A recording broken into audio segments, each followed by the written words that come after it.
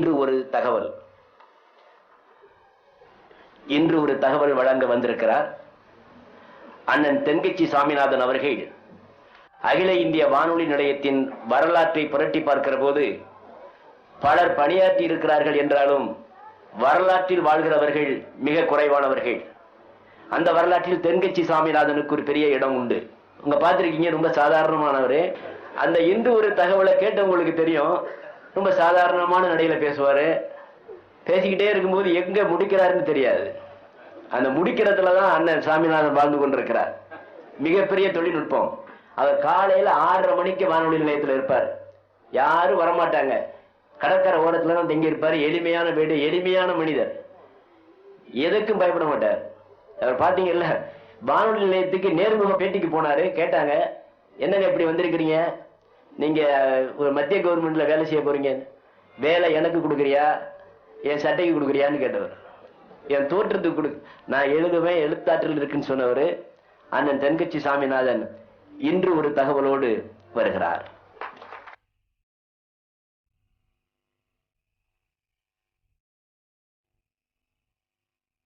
இருக்கிற எல்லாருக்கும் வணக்கம். நான் இப்பொழுதுதான் முதல் தடவையாக இந்தியாவை விட்டு வெளியில வந்திருக்கிறேன். அதுவும் உங்கள் ஊருக்கு வந்ததில் ரொம்ப சந்தோஷம், மகிழ்ச்சி. என்னை பற்றி ரொம்ப பெருமையாக பிச்சினிக்காடு இளங்கோ அவர்கள் பெருமையாக பல வார்த்தைகள்லாம் சொன்னார்.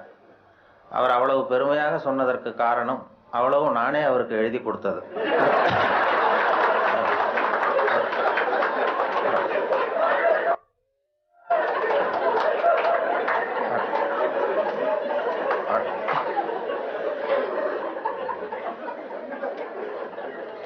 இவ்வளவு விவரமாக அவர் சொல்லுவார் என்று தெரிந்தால் இன்னும் கூட எழுதி கொடுத்திருப்பேன். அதனால அவருக்கு முதல்ல நன்றி சொல்ல வேண்டும். எனக்கு யாரும் பொன்னாடையெல்லாம் போத்துகிற பழக்கம் எனக்கு அதிகமாக அனுபவம் இல்லை. யாரும் போத்துறதில்லை. நானா போய் பேசிட்டு வருவேன். இப்படிப்பட்ட பொன்னாடைகள் இங்கே ரொம்ப அபூர்வமாக போத்துனது, அதுவும் இந்த இடத்துக்கு ரொம்ப அவசியம். அது குளிர் அதிகமாக இருக்கிறது. நான் காசு கொடுத்து பொன்னாடை போத்திக்கிறது உண்டு சில இடங்கள்ல. இதெல்லாம் கௌரவத்துக்காக போற்றப்படுகிற பொன்னாடை. காசு கொடுத்து பொன்னாடை போத்திக்கிறது உண்டு. நாங்கள் இந்தியாவில் மாதம் ஒரு முறை இப்படி போத்திக்குவேன். அது யாருன்னா எனக்கு இந்த முடி வெட்டுகிற நண்பர்கிட்ட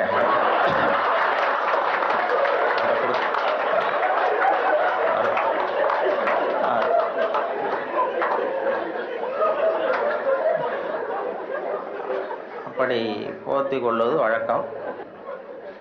அன்பழகன் அவர்கள் எனக்கு இப்போதான் பழக்கம். இந்த நிகழ்ச்சியில் எல்லாரும் ரொம்ப காலமாக அவர்கிட்ட பழக்கம். ஆனால் அவருடைய பேர் ஆல்ரெடி அவரா இவர்னு நினைச்சேன். இவர் கூப்பிட்ட பிறகு அவரை பார்த்தோம். சின்ன வயசுல நான் பாலச்சந்தருடைய படங்கள் எனக்கு ரொம்ப பிடிக்கும். அவருடைய படத்தை ரொம்ப விரும்பி பார்க்கறது உண்டு. அப்போ அந்த பட்டியலில் துணை இயக்குனர் அல்லது உதவி இயக்குனர் பட்டியலில் மா அன்பழகன் பார்த்த ஞாபகம் எனக்கு மனசுல பதிஞ்சிருந்தது. அப்புறம் இவர் சொன்னது அதுக்கு பிறகு இந்த நிகழ்ச்சிக்கு ஒத்துக்கிட்ட பிறகு அப்புறம் பார்த்தா அவர் தான் இவர் அப்படின்னு சொன்னாங்க. அதனால அவருடைய பேர் எனக்கு ரொம்ப அனுபவம். அப்புறம் அவரே பொது செருப்பு கடிக்கும்னு ஒரு படம் எடுத்தாருங்கிறதெல்லாம் கேள்விப்பட்டேன். பொது செருப்பு கடிக்கும்னு எடுத்த பிறகுதான் செருப்பு காலை மட்டும் இல்லை கையையும் கடிக்கும் அப்படிங்கிறத அவர் புரிந்து கொண்டிருப்பார்னு நினைக்கிறேன். அதுக்கு பிறகு சரி நம்ம இனிமே உடம்பு பூரா கடிக்கிறதுக்கு முன்னாடி வந்துருவோம் இங்கே அப்படின்னு சொல்லி இங்கே வந்துட்டார்.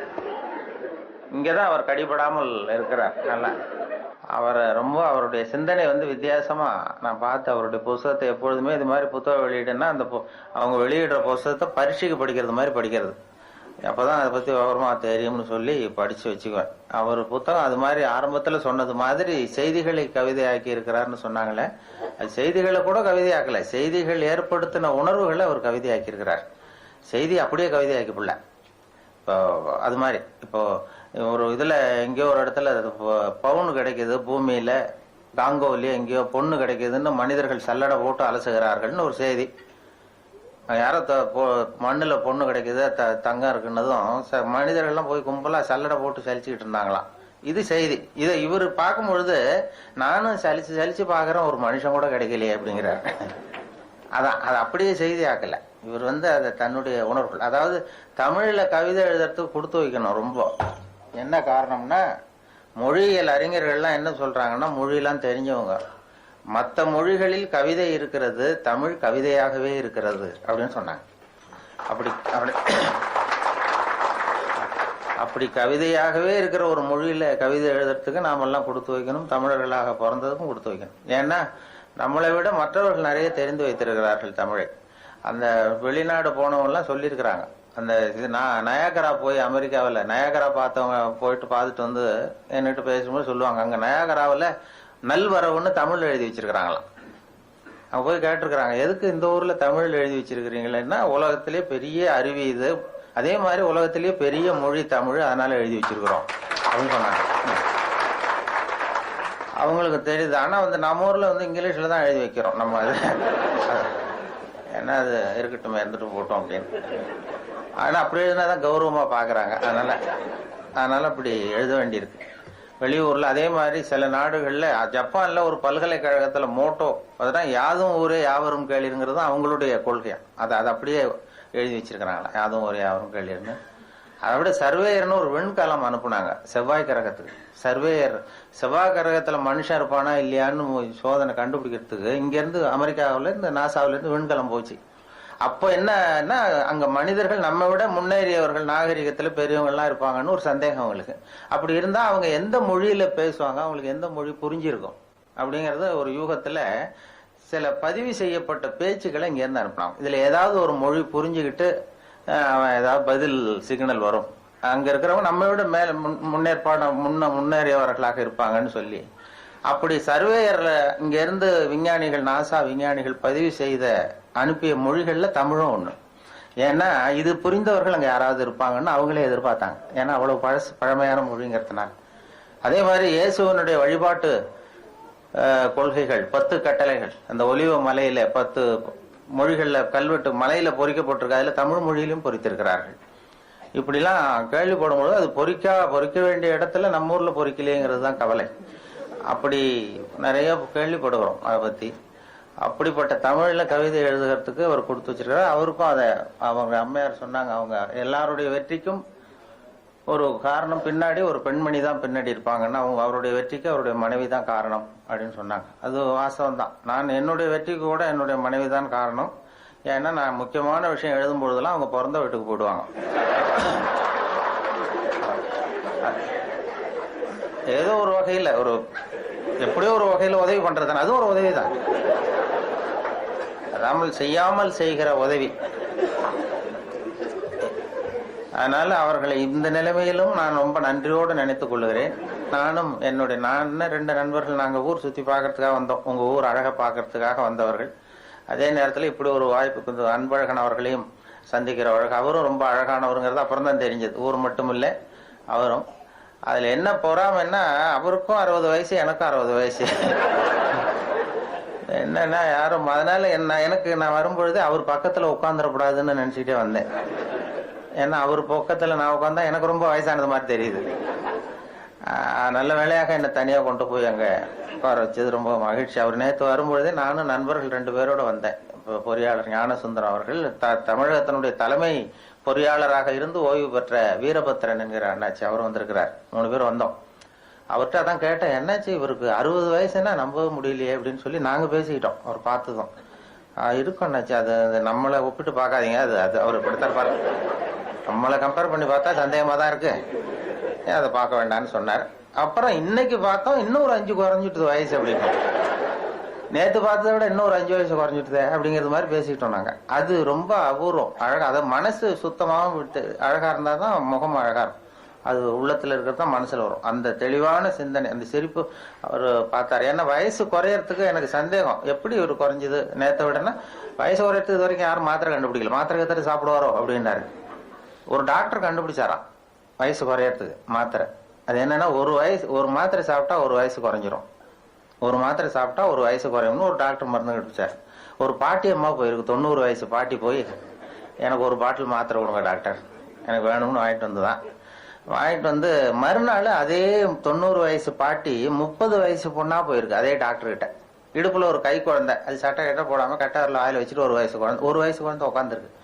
இது இப்படியே தூக்கிட்டு போய் அந்த டாக்டர் கிட்ட, டாக்டர் நேற்று நான் ஒரு பாட்டியா வந்தேன், 1 மாத்திரை சாப்பிட்டா 1 வயசு குறையும், நீங்க நான் ஏதோ ஒரு ஆர்வத்துல ஒரு 30-40 மாத்திரையை சாப்பிட்டேன் ஒரே நாள்ல, இதை பாருங்க இப்படி ஆயிடுது அப்படின்ட்டு கை குழந்தையோட போய் நின்றுருக்கு. அதுக்கு டாக்டர் சொன்னாராம், ஏமா இதுக்காக வருத்தப்படாது, சந்தோஷப்படு. எல்லாரும் வயசு குறையணும்னு தான் நினைக்கிறாங்க. உனக்கு வயசு குறைஞ்சிட்டு நீ சந்தோஷப்படு, இதுக்கு ஏன் வருத்தப்படுறேன்னு இருக்காரு. அதுக்கு அவர் சொன்னாராம், அதுக்கு அந்த அம்மா சொல்லிச்சான், அப்படி இல்லை டாக்டர், என்னை பத்தி பரவாயில்ல, நான் 30 வயசு ஆயிடுது, இடுப்புல பாருங்க கை குழந்தை, இது ரொம்ப ஆர்வத்துல ஒரு 70 மாத்திரையை சாப்பிட்டுட்டுது, இது என் வீட்டுக்காரரு.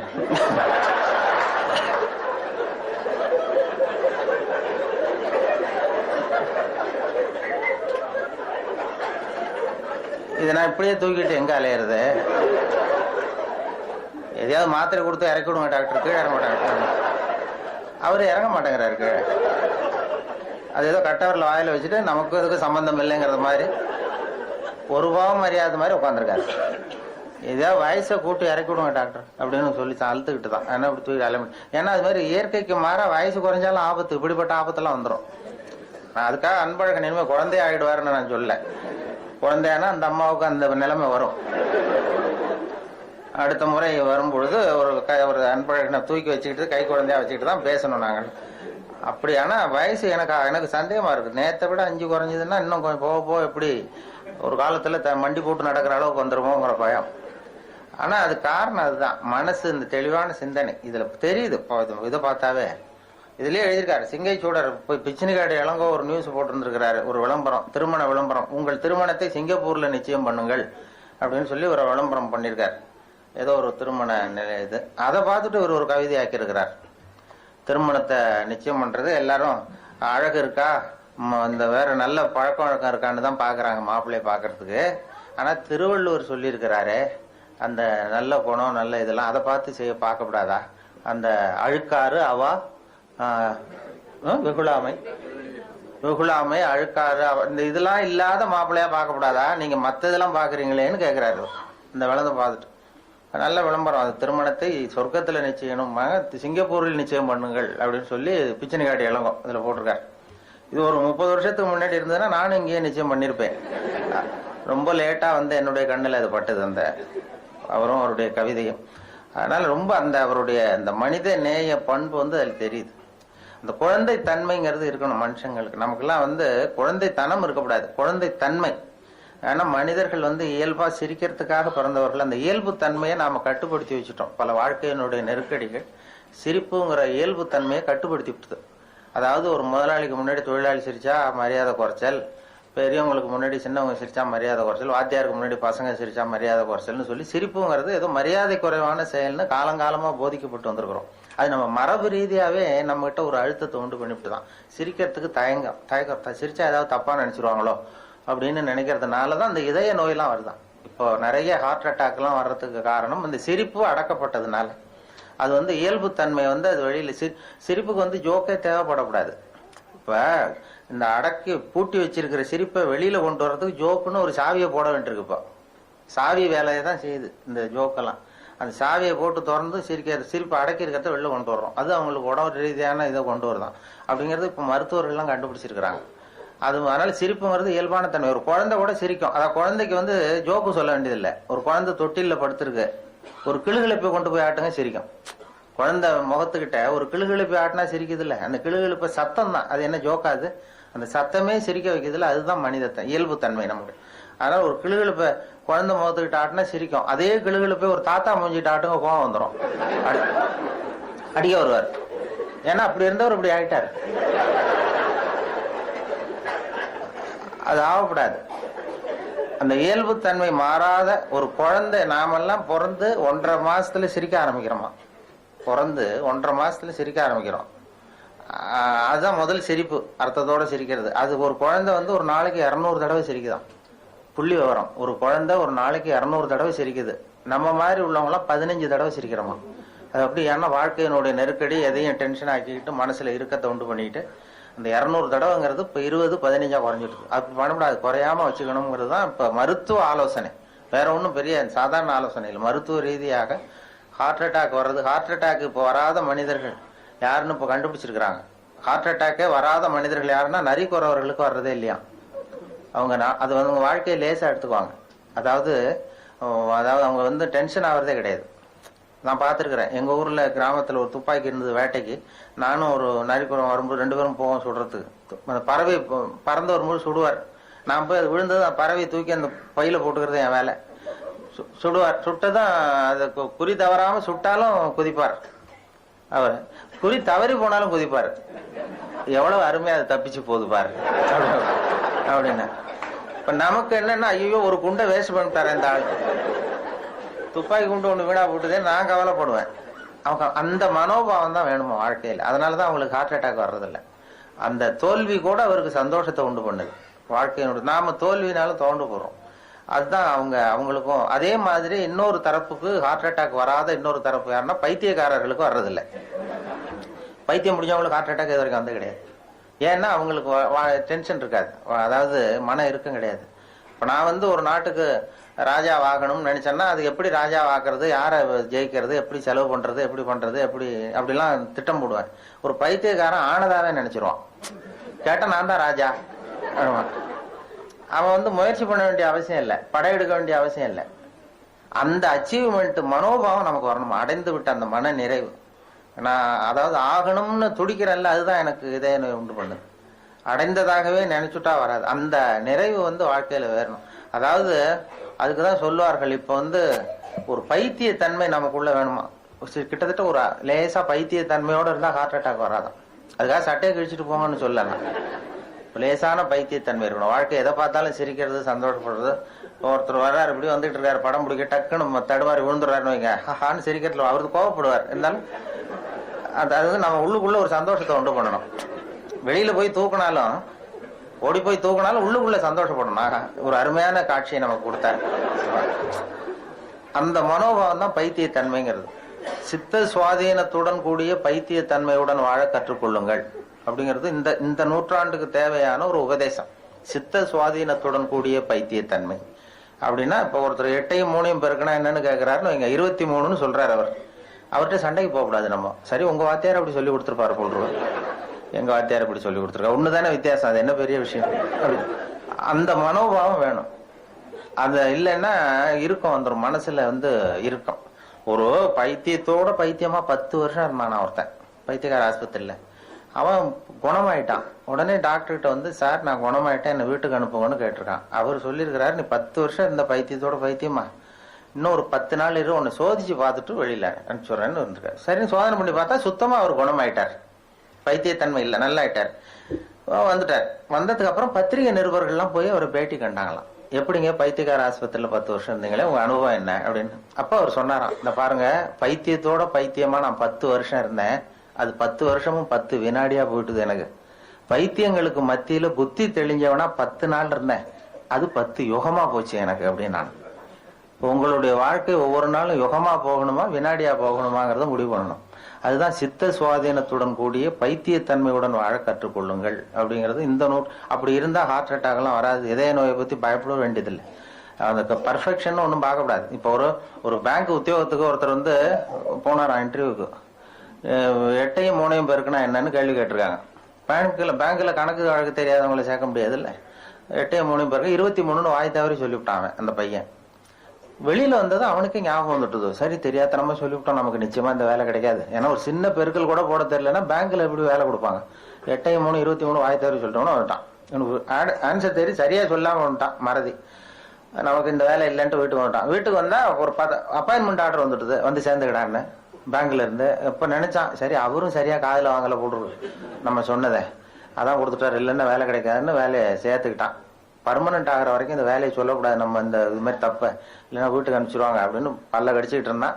வேலை கிடைச்சது. அதுக்கப்புறம் போய் மேனேஜர்கிட்ட சொன்னான், சார் இங்க வேலைக்கு வரும்பொழுது என்ன ஒரு கேள்வி கேட்டுங்க, 8ஐயும் 3ஐயும் பெருக்குனா என்னன்னு நான் வாய் தவறி 23ன்னு சொல்லிட்டேன், நீங்க அதை நீங்களும் அதை சரியா கவனிக்கல போல் இருக்கு, அதனால எனக்கு வேலை கொடுத்துட்டீங்க சார், ரொம்ப தேங்க்ஸ் அப்படின்னு இருக்கான். அப்ப அவர் சொன்னார் அந்த மேனேஜர், இந்த பாருப்பா, நீ இன்டர்வியூக்கு இங்க வந்த அன்னைக்கு மொத்தம் 294 பேர் வந்தாங்க, உன்ன மாதிரி இன்டர்வியூ வந்தாங்க. அத்தனை பேருக்கிட்டையும் இந்த கேள்வியை கேட்டோம், 8ஐயும் 3ஐயும் பெருக்குனா என்னப்பான்னு கேள்வி கேட்டேன், நீ சொன்னதுதான் நியரஸ்ட் கரெக்ட் ஆன்சர்.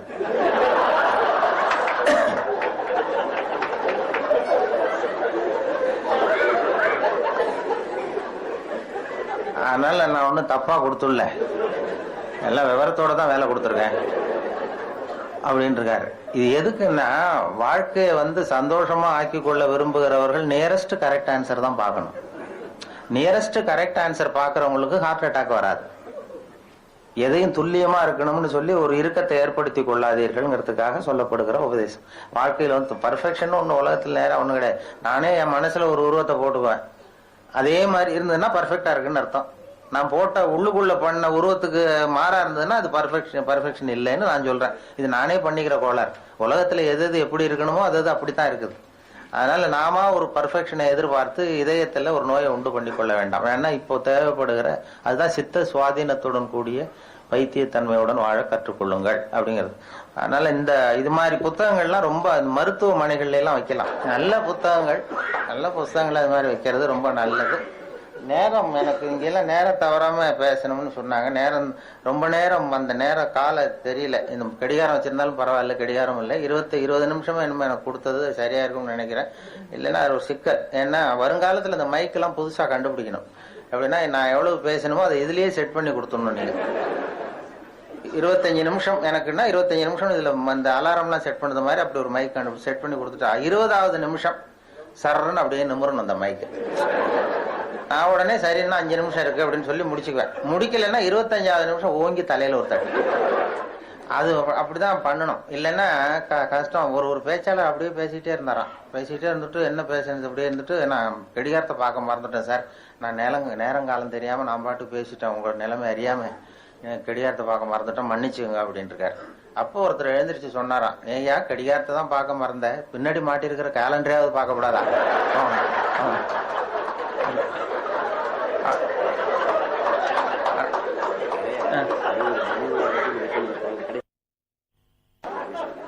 அதனால முடிக்கிறது வேற. ரெண்டாவது இந்த மணி விழாங்கிறது அவருக்கு பாருங்க, அவருக்கு நம்முடைய வாழ்த்துக்களை தெரிவிக்கணும். 60 வயது மணி விழாங்கிறது. அப்போ அதான் எனக்கும் இப்பதான் மணி விழாலாம் ஒன்றும் கொண்டாடல. அது வந்து முக்கியமான இது, நல்ல சாதனைகள். நமக்கெல்லாம் சோர்ந்து போடுது, இதுக்கு மேல 60 வயசுக்கு மேல என்னப்பா பெரிய வாழ்க்கை அப்படிங்கிற மாதிரி வரப்படாது. அது நல்ல ஒரு மற்றவர்களுக்கு வழிகாட்டியாக இருந்து இதை செய்யறார். நான் வந்து அவரை பற்றி முன்னாடி தெரியாத தவிர பிறகு நிறைய தெரிந்து கொண்டேன். அவருடைய புத்தகத்திலிருந்தும் அவருடைய இதெல்லாம் பார்த்து தெரிஞ்சுக்கிட்டேன். அதனால அவருடைய புத்தகங்கள் ரொம்ப இதா இருக்கு. மணி விழா அவங்களுக்கு ரொம்ப நம்முடைய வாழ்த்துக்களையும் தெரிவிச்சுக்கணும். ரொம்ப இதுல நம்ம எல்லாருடைய நல்வாழ்த்துக்களையும் அவருக்கு தெரிவித்துக் கொள்வோம். அடுத்தது வந்து இன்னொரு 20 வருஷம் கழிச்சு 80வது விழாவில் ஒருத்தரும் கூப்பிட்டாருன்னா நானும் வருகிறேன். அப்போ இதை விட இன்னொரு 10 வயசு குறைஞ்சிருப்பார் தோற்றத்துல. அவருக்கும் என்னுடைய நன்றியை தெரிவித்துக் கொள்கிறேன். எல்லாருக்கும் வணக்கம், நன்றி. ஒரு ராஜா ஊரெல்லாம் சுத்தி பார்த்துட்டு வரலாம்னு ஒரு நாள் புறப்பட்டு போனார். ஒரு இடத்துல தறி நெசவு வேலை ரொம்ப மும்முரமா நடந்துகிட்டு இருந்தது. ஒரு பெரியவர் தறியால நெசவு வேலை செஞ்சுக்கிட்டு இருந்தார். பக்கத்துல ஒரு அழகான பொண்ணு உட்காந்து நூலை சுத்திக்கிட்டு இருக்குது. ராஜா அந்த பெரியவரை பார்த்து யார் இந்த பொண்ணுன்னு விசாரிச்சார். ராஜா அப்படி கேட்டதும் அவருக்கு ரொம்ப பெருமையா போயிட்டுது. ஏன்னா உட்கார்ந்து இருந்தது அவரோட மகள். அரசே, இது என்னுடைய மகள். இவ வேகமா நூல் தெரிக்கக்கூடியவள். வைக்கோல் எடுத்து இவ தெரிச்சா கூட அதெல்லாம் பவுனிழையா வெளியில வரும் அப்படின்னு ஒரு ராசி இவளுக்கு அப்படின்னு ரொம்ப பெருமையா ராஜா கிட்ட சொன்னார். ராஜா இதை கேட்டதும் அசந்துட்டார். அப்படியா, இவ்வளவு அழகும் சாமர்த்தியமும் உள்ள இந்த பொண்ணு என்னோட வரட்டுமே, இவளை என் மருமகளா ஆக்கிக்கிறேன் அப்படின்னார் ராஜா. அந்த பெரியவருக்கு ஒன்றும் புரியல. ஏதோ கொஞ்சம் பெருமையா சொல்ல போவோ அது இப்படி ஆயிட்டுதே அப்படின்னு கவலைப்பட்டார். இருந்தாலும் ராஜா பேச்ச தட்ட முடியுமா, மகளை அனுப்பி வச்சுட்டார். ராஜா அந்த பொண்ணை அரண்மனைக்கு அழைச்சிட்டு வந்தாரு. அங்க ஒரு அறையில வச்சு பூட்டி விட்டார். அந்த ரூம் நிறைய வைக்கோலை கொண்டாந்து போட்டு அடைச்சாங்க.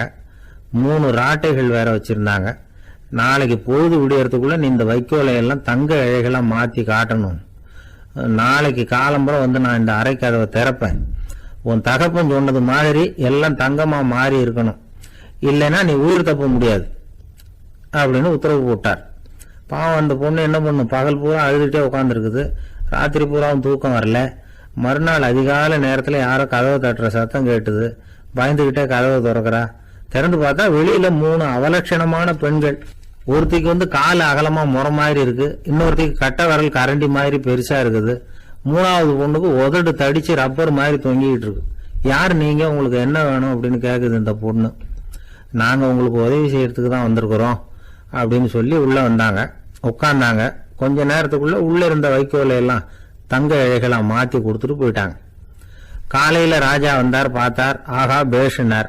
இன்னும் கொஞ்சம் வைக்கோலை கொண்டாந்து அந்த ரூம்ல போட சொன்னார். இந்த வைக்கோலையும் இன்னைக்கு தங்கமா மாத்தி விடு, நாளைக்கு மறுநாள் உனக்கும் இளவரசனுக்கும் கல்யாணம்னு சொல்லிவிட்டார். இன்னைக்கு ராத்திரி அந்த 3 பொண்ணுங்களும் வந்தாங்க, வைக்கோலை பொண்ணு இழைகளா மாத்தினாங்க, புறப்பட்டாங்க. இந்த பொண்ணு அவங்க காலில் விழுந்து வணங்கினா, என் உசுரை காப்பாத்தினீங்க, உங்களுக்கு நான் என்ன கைமாறு செய்ய போறேன் அப்படின்னா. பயப்படாத, நீ விரும்பினா எங்களுக்கு ஒரு உதவி செய்யலாம். உன்னுடைய கல்யாணத்துக்கு நாங்க 3 பேரும் வரோம். நீ எங்களை வரவேற்று ராஜா கிட்டையும் இளவரசர்கிட்டையும் நாங்க உன்னோட பெரியப்பா பொண்ணுங்கன்னு சொல்லி அறிமுகப்படுத்தி வை, நாங்க விருந்து சாப்பிட்டுட்டு போயிடுறோம் அப்படின்னாங்க. ரொம்பவும் சந்தோஷமா சரின்னு ஒத்துக்கிட்டா. கல்யாண நாள் வந்தது. கல்யாணம் ரொம்ப கோலாகலமா நடந்துகிட்டு இருக்கு. எல்லா தேசத்து ராஜா ராணிகளும் வந்துகிட்டு இருக்கிறாங்க. அந்த 3 அவலட்சணமான பொண்ணுங்களும் வந்து சேர்ந்தாங்க. யார் இவங்கன்னு கேட்டார் ராஜா. என் பெரியப்பா பொண்ணுங்க அப்படின்னா அந்த பொண்ணு. காலும் உதடும் கட்டை விரலும் ஏன் இப்படி உங்களுக்கு அவலட்சணம் ஆயிட்டுது அப்படின்னு கேட்டார். அதுக்கு அந்த பொண்ணுங்க பதில் சொன்னாங்க, என்ன செய்யறது, ஓயாம வைக்கோல 100 ஒருத்தியோட கட்டை விரல் அப்படி கரண்டி மாதிரி ஆயிட்டுது, நாக்கில் தொட்டு தொட்டு திரிச்சதுனால ஒருத்தியோட உதடு அப்படி ஆயிட்டுது, காலால கட்டையை அழுத்தி அழுத்தி தறி போட்டதுனால இன்னொருத்தையோட கால் அப்படி ஆயிட்டுது. உங்க மருமகளா வந்திருக்கிற இந்த பொண்ணு அந்த 3ஐயுமே செய்ய தெரிஞ்சவ தான், என்ன ஆக போகுதோ இன்னும் கொஞ்ச நாள்ல அப்படின்னாங்க. அவ்வளவுதான், ராஜா பயந்துட்டார்.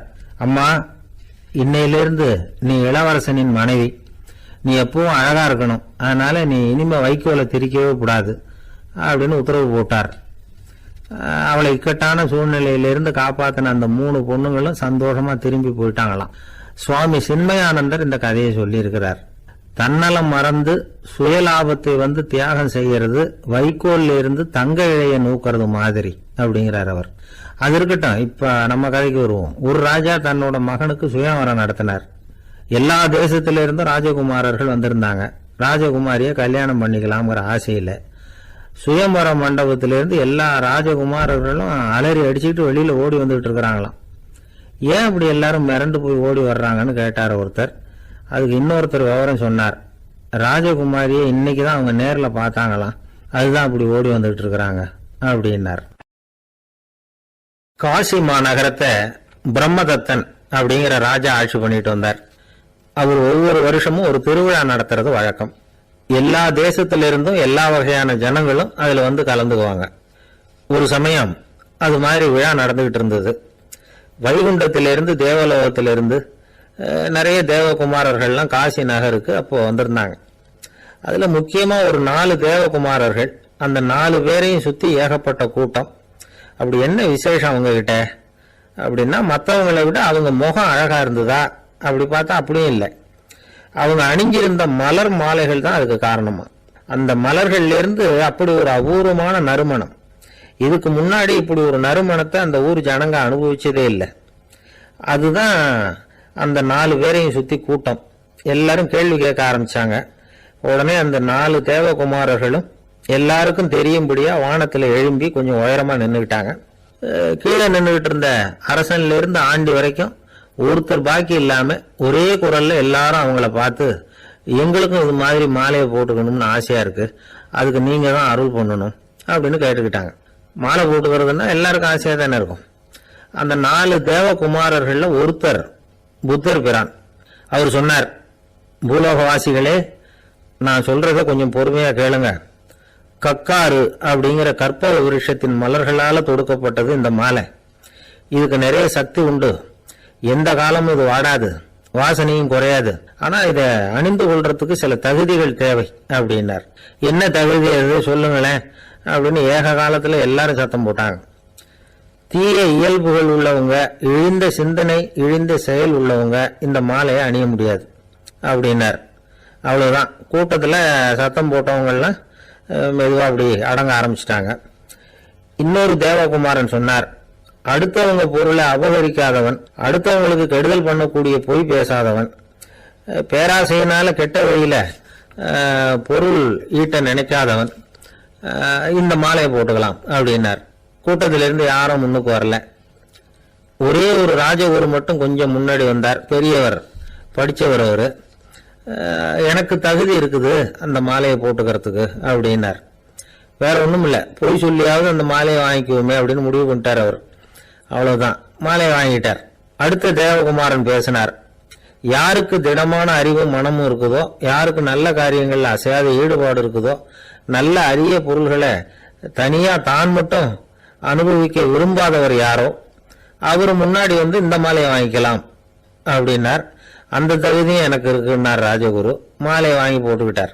இன்னொரு ராஜகுமாரன் பேச ஆரம்பிச்சார். அறநெறியில செல்வம் சேர்க்கணும், ஆடம்பர பொருள்களுக்கு அடிமையாகக்கூடாது, வெற்றி அடைஞ்சாலும் கர்வம் வரக்கூடாது, அப்படிப்பட்டவங்க இந்த மாலையை போட்டுக்கலாம்னார். துணிஞ்சு போய் சொல்லி அதையும் வாங்கி கழுத்துல போட்டுக்கிட்டார் இந்த ராஜகுரு. இன்னொரு ராஜகுமாரன் சொன்னார். சான்றோர்களை நிந்திக்காதவங்க, புறம் பேசாதவங்க இந்த மாலையை போட்டுக்கலாம்னார். அதையும் வாங்கி போட்டுக்கிட்டார். திருவிழா முடிஞ்சது, எல்லாரும் திரும்பி போயிட்டாங்க. மறுநாள் ராஜகுரு 4 மாலைகளையும் போட்டுக்கிட்டு ராஜசபைக்கு வரார். வந்தவர் ரொம்ப அவஸ்தையோட வர்றார். மாலையெல்லாம் வாடி போயிட்டுது, வாசனை எதுவும் கிடையாது. அது மட்டும் இல்ல, அவருக்கு கடுமையான தலைவலி வேற வந்துட்டுது. துடிச்சு போயிட்டார். மாலையை கழட்டவும் முடியல. ஜனங்கள்லாம் அவரை பார்த்து சிரிக்க ஆரம்பிச்சுட்டாங்க. என்னத்துக்கு ஆசைப்படணும், ஏன் இப்படி கஷ்டப்படணும் அப்படின்னு. ராஜா பார்த்தார். மறுபடியும் விழாவுக்கு ஏற்பாடு பண்ணினார். தேவகுமாரர்கள்லாம் வந்தாங்க. ராஜகுரு வந்தார். மக்கள் முன்னிலையில அவங்க காலில் விழுந்தார், மன்னிப்பு கேட்டுக்கிட்டார். இந்த மாலையை போட்டுக்கிற தகுதி எனக்கு இல்லை. தகுதி இல்லாத ஒருத்தன் தகாத தகுதியை பொய் மூலம் பெறணும்னு ஆசைப்படுறாங்களே, அவங்களுக்கெல்லாம் என்னுடைய தண்டனை ஒரு எச்சரிக்கையா இருக்கட்டும்னார்.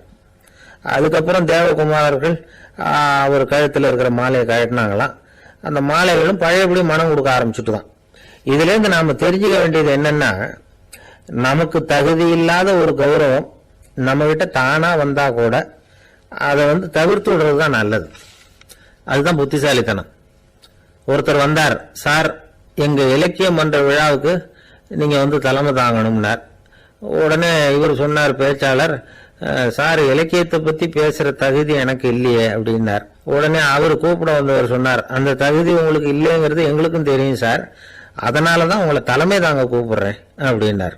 அது சரி, தலைமைன்னா அதுக்கு இவர் என்னதான் அர்த்தம் பண்றாருன்னு தெரியல. ஒரே ஒரு ஊர்ல ஒரு ராஜா இருந்தார். அவர் பேர்ல மக்களுக்கு ரொம்ப மரியாதை. அவ்வளவு நல்லா ஆட்சி புரிஞ்சுக்கிட்டு வந்தார். அவருக்கு வயசாயிட்டுது. அதனால ஒரு நாள் அமைச்சரை கூப்பிட்டார். இதை பாருங்க, எனக்கு வயசாயிட்டுது, அதனால இந்த அரச பொறுப்பை எல்லாம் நீங்க ஏத்துக்குங்க அப்படின்னார். அதுக்கப்புறம் ராணியை கூப்பிட்டார். வா, நாம இனிமே இங்க இருக்க வேணாம், காட்டுக்கு போய் தவம் பண்ணலாம் அப்படின்னு கூப்பிட்டார். இந்த செய்தி மக்களுக்கு அறிவிக்கப்பட்டது. மக்கள் உடனே கூட்டம் கூட்டமா அரண்மனைக்கு வர ஆரம்பிச்சுட்டாங்க. மன்னரை போய் பாக்குறாங்க. அரசே, தாங்கள் வந்து எங்களுக்கு தந்தை மாதிரி, நீங்க காட்டுக்கு போயிட்டா நாங்கள்லாம் இங்க எப்படி இருக்க முடியும்? எங்களுக்கெல்லாம் எந்த துன்பமும் இல்லாம பாத்துக்கிட்டு வர்றீங்க. இது மாதிரியான ஒரு அரசாட்சி இல்லைன்னா மக்கள் வந்து வாழ்ந்து என்ன பயன் அப்படின்னாங்க. இருந்தாலும் என்ன பண்றது, வயசாயிட்ட காரணத்தினால இந்த முடிவுக்கு வர வேண்டி இருக்குது அப்படின்னாரா ராஜா. அப்படின்னா நீங்க காட்டுக்கு போக வேணாம், நாங்க போறோம். நாங்க அங்க போய் தவம் பண்றோம், வழிபாடு பண்றோம். கடவுள் வருவார், அவர்கிட்ட வரம் வாங்கிட்டு வந்துடுறோம் அப்படின்னாங்களாம். அப்படி சொல்லிவிட்டு உடனே எல்லாரும் காட்டுக்கு போனாங்க. நாட்டு மக்கள் எல்லாரும் ஒட்டு மொத்தமா வந்து காட்டுல உட்காந்துக்கிட்டு தவம் பண்றதை பார்த்தார் கடவுள். உடனே புறப்பட்டு வந்தார். எல்லாரும் இப்படி வந்து உட்காந்துருக்கிறீங்களே, என்ன வேணும் உங்களுக்கு அப்படின்னு கேட்டார். உடனே மக்கள் எல்லாரும் ஒரு குரல்ல சொன்னாங்க, சுவாமி, எங்கள் மன்னன் ரொம்ப நாளைக்கு நல்லபடியா இருக்கணும். அவர் வந்து மகிழ்ச்சியாகவும் உடல் நலத்தோடும் இருந்தாதான் நாங்க அமைதியா வாழ முடியும் அப்படின்னாங்க. சரி, அதுக்கு என்ன செய்யணும் அப்படின்னாரு ஆண்டவன். எங்க மன்னருக்கு இன்னும் ஒரு 100 வருஷம் ஆயுள கொடுங்க அப்படின்னாங்க. அவளுக்கு தானே, சரி அப்படியே ஆகட்டும் அப்படின்னு சொல்லிவிட்டு ஆண்டவன் போயிட்டார். மக்கள் மகிழ்ச்சியோட திரும்பி வந்தாங்க. மன்னா, கடவுள் வரம் கொடுத்துட்டார், நீங்க 100 வருஷம் வாழ போறீங்க அப்படின்னாங்க. இதை கேட்டதும் ராணி ராஜாவை வணங்கி, நான் தவம் செய்ய போறேன் அப்படின்னு புறப்பட்டாங்க. உடனே மக்கள் என்ன நினைச்சாங்க தெரியுமா? ஐயோ, நாம ராஜாவுக்கு மட்டும்தானே நீண்ட ஆயுள் வேணும்னு வரம் வாங்கணும், ராணிக்கு வாங்கலையே, அதுதான் கோபத்துல புறப்பட்டாங்க போல இருக்கு அப்படின்னு நினைச்சு வருத்தப்பட்டாங்க. ஆனா ராணி நினைச்சது அது இல்ல. ராணி போய் தவம் பண்ணாங்க, கடவுள் காட்சி கொடுத்தார். இவங்க கேக்குறாங்க, சுவாமி, ராஜாவுக்கு மட்டும் 100 வருஷம் ஆயுள்னு வரம் கொடுத்துட்டீங்க, அப்படின்னா குடிமக்களும் 100 வருஷம் இருக்கணும், இப்படிப்பட்ட குடிமக்கள் இல்லைன்னா அப்படிப்பட்ட அரசன் இருந்து என்ன பிரயோஜனம் அப்படின்னாங்களாம். ஆண்டவன் பார்த்தார், சரி அவங்களும் 100 வருஷம் வாழ்வாங்க, அது மட்டும் இல்லை நீயும் 100 ஆண்டு காலம் வாழ வரமளிக்கிறேன் அப்படின்னு சொல்லிவிட்டு மறைஞ்சிட்டார். இதுல ஆண்டவன் வர்றதும் மறையறதும் முக்கியம் இல்லை. இதுல கவனிக்க வேண்டியது ஆள்கிறவனின் விசால மனம், குடிமக்களின் விசால மனம், ஆள்கிறவன் மனைவியினுடைய விசால மனம். இப்படி ஒரு நாடு இருந்துட்டுதுன்னா எப்படி இருக்கும் வாழ்க்கை நினைச்சு பாருங்க. அதனாலதான் பெரியவங்கள்லாம் சொல்றாங்க, இதய வாசல் திறந்தே இருக்கணும், இதயத்தின் கதவுகளை மூடாதீங்க அப்படின்னு சொல்லுவாங்க. என்கிட்ட ஒருத்தர் சொன்னார், என்னுடைய இதய வாசல் எப்பவும் திறந்தே தான் இருக்குதுன்னார். எதனால் அப்படி சொல்றீங்க அப்படின்னு கேட்டோம். டாக்டரே சொல்லிவிட்டார், என்னுடைய இதயத்தில் ஒரு ஓட்டை இருக்குது அப்படின்னு, வால்வு சரியில்லையா அப்படிங்கிறார். ஒருத்தன் அழுதுகிட்டு உட்காந்துருந்தான். பிச்சை எடுத்து சாப்பிட்ற ஒருத்தன் அந்த பக்கமாக வந்தான். இவனை பார்த்தான். ஏன் அழுதுகிட்டு உட்காந்துருக்கிற, என்னாச்சு உனக்கு அப்படின்னு கேட்டான். அதுக்கு இவன் சொன்னான், என்கிட்ட ஒன்றுமே இல்லை, நான் இந்த உலகத்தில் இருந்து என்ன பிரயோஜனம், அதனால தான் அழுதுகிட்டு இருக்கிறேன் அப்படின்னா. உன்கிட்ட மறைஞ்சிருக்கிற புதையல் என் கண்ணுக்கு நல்லா தெரியுது, அது உனக்கு புரியல, அதனால தான் அழுதுகிட்டு இருக்கிற அப்படின்னா. என்னது புதையல் இருக்குதா, உன் கண்ணுக்கு தெரியுதா அப்படின்னு கேட்டான். ஆமாம் எனக்கு தெரியுது, அந்த புதையலை நீ விற்கிறதுக்கு தயாராக இருக்கிறியா அப்படின்னு கேட்டான் இவன். இதை கேட்டதும் அந்த இளைஞனுக்கு ரொம்ப ஆச்சரியமாக போச்சு. என்னது இப்படி கேட்குறானே அப்படின்னு. என்கிட்ட ஒரு காசு கூட இல்லையே, அப்படி இருக்கிறப்போ புதையல் எங்கேருந்து வந்தது அப்படின்னா. இந்த நேரத்தில் அந்த பிச்சைக்காரன் சிரித்தான். இப்படி தான் இந்த உலகத்தில் எல்லாரும் சொல்லிகிட்டு இருக்கிறாங்க, என்கிட்ட ஒன்றுமே இல்லை ஒன்றுமே இல்லைன்னு சொல்லி. ஆனால் அவங்கக்கிட்ட தான் புதையல் இருக்குது, நீ வேணும்னா என் கூட வா, நம்ம நாட்டு அரசர்கிட்ட போவோம், உங்ககிட்ட இருக்கிற புதையலை அவர் நல்ல விலைக்கு எடுத்துக்குவார் அப்படின்னா. அது எப்படி உனக்கு தெரியும்னா, இதுக்கு முன்னாடியும் இது மாதிரி பல பேரை நான் ராஜா கிட்ட அழைச்சிட்டு போயிருக்கிறேன், அதனால தான் உன்னை பார்த்தேன், உன்னையும் கூப்பிடுறேன், நீ சரின்னு சொன்னால் உன்னை அழைச்சிட்டு போகிறேன், உங்ககிட்ட இருக்கிற புதையலை அவர் நல்ல விலை கொடுத்து எடுத்துக்குவார் அப்படின்னு சொன்னான். இவன் இப்படி சொல்கிறது அந்த இளைஞனுக்கு ஒன்றுமே புரியல. இது என்னது இந்த ஆள் இப்படி சொல்லிகிட்டு இருக்கிறான், நம்மகிட்ட என்ன இருக்குது, அதுவும் இல்லாமல் இவனே பிச்சை எடுத்து சாப்பிட்டுக்கிட்டு இருக்கிறான், இவன் போய் நம்மளை ராஜா கிட்ட அழைச்சிட்டு போகிறதா போகிறேங்கிறானே என்ன அப்படின்னு சொல்லி அவன் யோசனை பண்ணான். என்ன யோசிக்கிற, உனக்கு பணம் வேணும்னா என்னோட வா அப்படின்னா. இளைஞன் ஒரு முடிவுக்கு வந்தான். சரி இங்கேயே உட்காந்துக்கிட்டு இருக்கிறத விட அங்கேயாவது போய் பார்ப்போமே, இங்கே அழுதுட்டு உட்காந்துருக்கிறதுல என்ன பிரயோஜனம், ஏதோ கூப்பிட்றான் போய் பார்த்துட்டு வருவோமே அப்படின்னு சொல்லி அவன் கூட புறப்பட்டான். பிச்சைக்காரன் முன்னாடி போயிட்டே இருக்கிறான், இந்த இளைஞன் பின்னாடி நடந்து போயிட்டுருக்கான். 2 பேரும் அரண்மனையை நோக்கி போகிறாங்க. பாதி வழி போயிருப்பாங்க. வழியில் அந்த பிச்சைக்காரன் சொன்னான், இதை பாரு, முன்னாடியே சில விஷயங்களை நாம் பேசிக்க வேண்டியிருக்கு, சரியாக தெளிவாக முடிவு எடுத்துக்கிட்டு அதுக்கப்புறம் ராஜா கிட்ட போகணும். ஏன்னா அங்கே போய் அது முடியாது இது முடியாதுன்னு நாம் நமக்குள்ளே சண்டை போட்டுக்கிட்டு இருக்க முடியாது. ராஜாவுக்கு விலையை பற்றி கவலையே இல்லை, எவ்வளவு சொன்னாலும் நமக்கு பணம் கிடைச்சிரும்.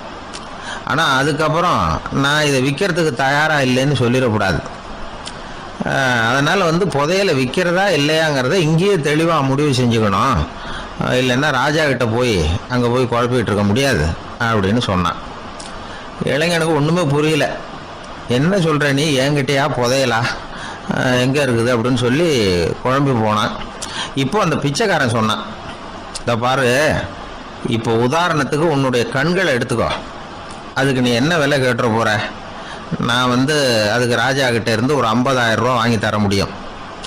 உன்னுடைய இருதயத்தை கொடுக்குறியா, 20 லட்சம் ரூபா வாங்கி தரேன். மூளையை கொடுக்குறியா, 30 லட்சம் வாங்கி தரேன். என்ன சொல்கிற அப்படின்னு சொல்லி இந்த பிச்சைக்காரன் பேசிக்கிட்டே போகிறான். இளைஞனுக்கு கோபம் வந்துட்டுது. என்ன உளர்ற, உனக்கு என்ன பைத்தியமா, கண்ணையும் மூளையையும் இருதயத்தையுமா விற்பாங்க, என்ன விலை கொடுத்தாலும் அதையெல்லாம் நான் விற்கிறதுக்கு தயாராக இல்லை, நான் விற்க மாட்டேன், அதை கொடுத்துட்டு நான் என்ன பண்ணுறது, இப்படி நான் மட்டும் இல்லை யாருமே இதை விற்கிறதுக்கு தயாராக இருக்க மாட்டாங்க அப்படின்னு சொன்னான் அந்த இளைஞன். இவன் இப்படி சொன்னதும் அந்த பிச்சைக்காரன் வாய் விட்டு சிரிக்க ஆரம்பிச்சுட்டான். இப்போ பைத்தியமானது நானா நீயா, லட்சக்கணக்கான கோடிக்கணக்கான ரூபாய் பொறுமானம் உள்ள பொருள்களை உங்ககிட்டயே வச்சுக்கிட்டு விற்க முடியாதுன்னு சொல்ற நீ தான் ஏழை. என்கிட்ட ஒண்ணுமே இல்லைன்னு மரத்தடியில் உட்காந்து அழுதுட்டு இருக்கிறியே அப்படின்னு சொன்னான். இன்னைக்கு பார்த்தீங்கன்னா பல பேர் தன்கிட்ட புதைஞ்சிருக்கிற ஆற்றலை புரிஞ்சிக்க முடியாமல் அவதிப்பட்டுக்கிட்டு இருக்கிறாங்க. நம்மக்கிட்ட என்ன இருக்குங்கிறது அவங்களுக்கு தெரியறதில்ல. அதனால தான் என்கிட்ட ஒன்றுமே இல்லைன்னு சொல்லி அழுதுகிட்டு இருக்கிறாங்க. இதை விளங்க வைக்கிறதுக்கு பெரியவங்க சொல்கிற கதை இது. நம்மக்கிட்ட இருக்கிற புதையலை நாம் தான் தோண்டி எடுக்கணும். உண்மையான புதையலுங்கிறது உள்ளே இருக்குது. ஆனால் அதை வெளியில் தேடுற ஆசாமிகள் தான் அதிகம். சராசரி மனித இயல்பு அப்படி. நம்மக்கிட்ட விலை மதிக்க முடியாத பகுத்தறிவு இருக்குது. அதை வச்சுக்கிட்டு வாழ்க்கையில் முன்னேறதுக்கு முயற்சி பண்ணணும். என்கிட்ட ஒன்றுமே இல்லைன்னு நினச்சி ஓரமாக உட்காந்துடக்கூடாது. முயற்சி செஞ்சால் முடியாத காரியம் எதுவுமே இல்லை. ஒரு ரயில்வே ஸ்டேஷன் பக்கம் வெளியில் ஒரு டாக்ஸி நின்றுட்டு இருந்தது. அந்த பக்கமாக வந்த ஒருத்தர் டாக்ஸி டிரைவரை பார்த்து சொன்னார், ஐயா உங்கள் வண்டியில் பின் சீட்டில் ஒரு மணி பர்ஸு கிடக்கு, யாரோ மறந்து விட்டுட்டு போயிருக்கிறாங்க அப்படின்னாரு. இல்லை அது காலி பர்ஸு தான், நான் தான் அதை அங்கே போட்டு வச்சிருக்கிறேன்னாரு டிரைவர். ஏன்னு கேட்டார் அவர்.